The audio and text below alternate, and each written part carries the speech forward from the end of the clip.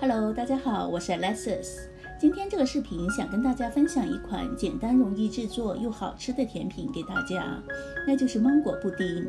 这款甜品在很多酒楼中午饮茶时段都有供应，是一款非常受欢迎的甜品点心，特别是小朋友最喜爱吃它了。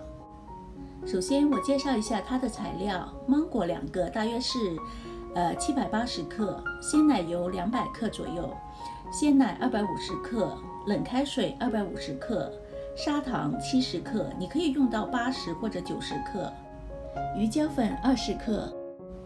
我们先把鱼胶粉和糖倒进锅里搅匀，然后再倒水进去，开火煮溶，摊凉备用。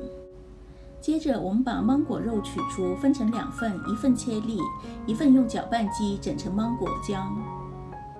然后我们把牛奶倒进去搅匀，再接着把鲜奶油也倒进去搅匀。最后我们需要把它和摊凉了的鱼胶溶液搅匀。现在我们把整好的芒果浆倒入小碗中，包上保鲜纸，放进雪柜4小时。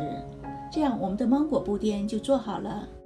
已冷藏了4小时，我们在吃的时候铺上芒果粒在上面，就做好了外表漂亮可口、内在芒果味香浓的芒果布丁了。